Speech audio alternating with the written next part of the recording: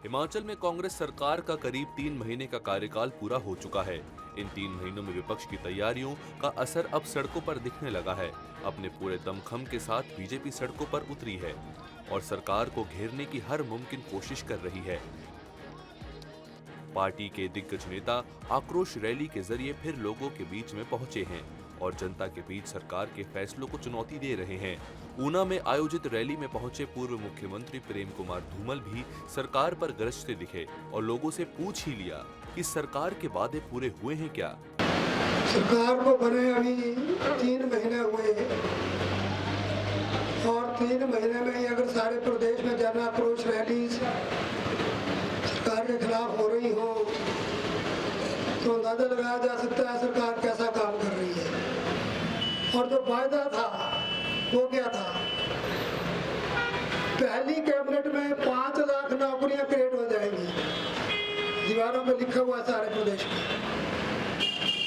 किसी को नौकरी इन 3 महीनों में मिली है?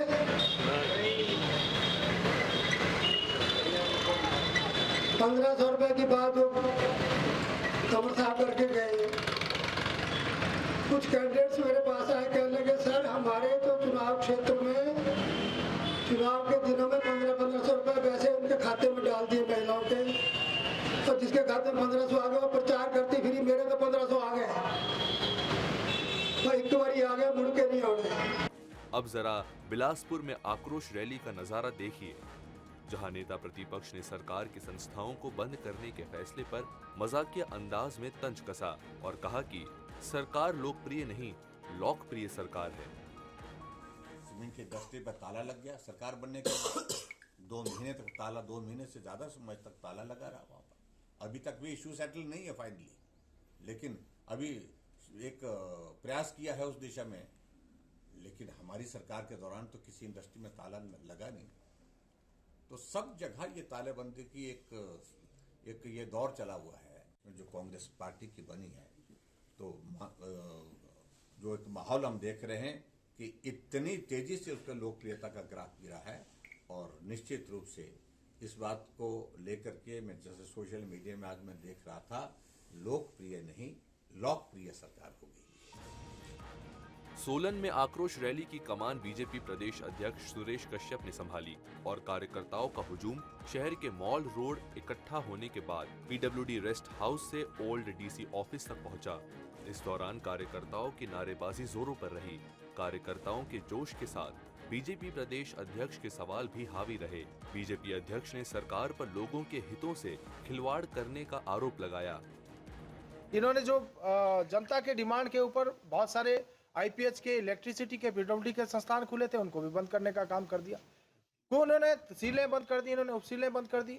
कॉलेजेस में जो बच्चे 1 साल से परमिशन, 1 साल से पढ़ाई कर रहे थे, 1 साल जिनको अभी एग्जाम का समय था, ऐसे समय में इन्होंने जो है कॉलेज डी नोटिफाई करने का काम कर दिया।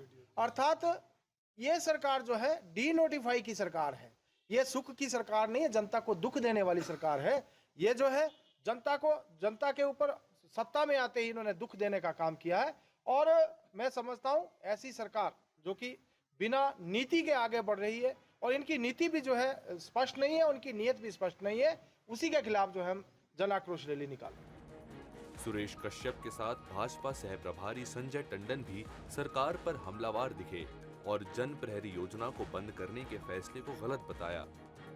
जिस तरीके से ये जन प्रहरी योजना का जो पेंशन थी जिसको बंद किया, उसके बारे में कि इमरजेंसी में जिन लोगों के साथ गलत व्यवहार हुआ था, जिनको जेल जाना पड़ा था, उनके लिए एक पेंशन का प्रावधान और उसका एक्ट पास करके वो दिया गया था।